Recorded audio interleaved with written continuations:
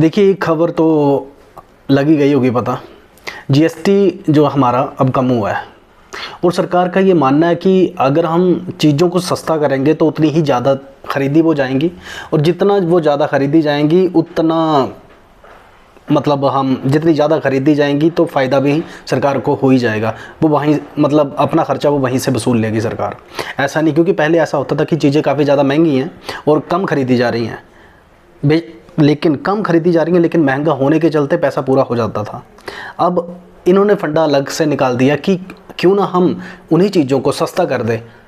अब पहले कम खरीदी जाती थी, अब ज़्यादा खरीदी जाएंगी तो फिर मतलब खर्चा पूरा कर लेंगे। तो अब इस फंडे पर सरकार चलना चाह रही है। तो उन्होंने जीएसटी सेक्टर को कम करा जीएसटी में, और जीएसटी में कुछ बदलाव करे। एक करा 5% और दूसरा करा इन्होंने 18%।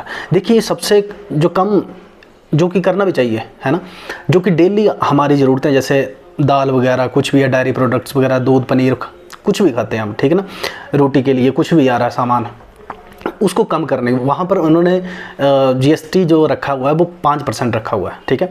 और बाकी दूसरी जो है मतलब उससे थोड़ी ऐसी चीज़ें जो कि थोड़ी कम ज़रूरी हैं हमें, ठीक है, जैसे कि टीवी हो गया, फ्रिज हो गया, एलईडी हो गया, ठीक है, एसी हो गया। पहले देखिए एसी को लग्जरी आइटम माना जाता था, लेकिन अब गर्मी के चलते, ठीक है ना, इतनी ज़्यादा गर्मी है तो थोड़ा नीडी में आ गया है ये, ठीक है ना।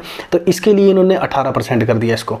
और तीसरी इन्होंने स्लैब जो रखी हुई है वो रखी है 40%। 40% में वो चीज़ें आती हैं जो कि सरकार अपनी तरफ से ये मानती है कि अगर ये करना पाप है, मतलब कुछ ऐसे काम जो पाप की श्रेणी में आ जाते हैं, कुछ इस तरह से ही आप मान सकते हैं, जैसे कि शराब पीना, गुटखा खाना, खैनी, तंबाकू, ठीक है, और फिर काफ़ी हाई लग्जरी आइटम को रखना।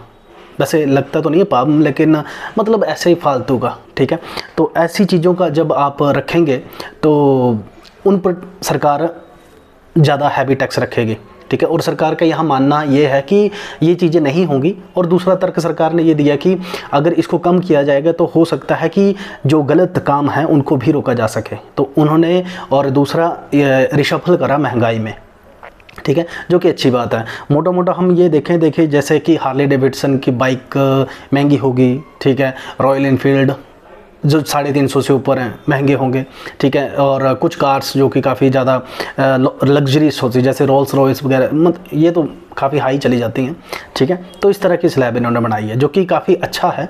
लेकिन इन्होंने, जैसे कि मैंने बताया, ठीक है, कि ये कोशिश यही है कि चीज़ों को सस्ता कर दो और ज़्यादा अमाउंट में ख़रीदी जाएंगी और सरकार फिर वहाँ से मुनाफा कमाएगी। लेकिन इसके ऑपोजिट पहले क्या हुआ करता था, चीज़ें महंगी होती थी, कम खरीदी जाती थी, लेकिन महंगी होने के कारण भी सरकार अपना मुनाफा कर लेती थी।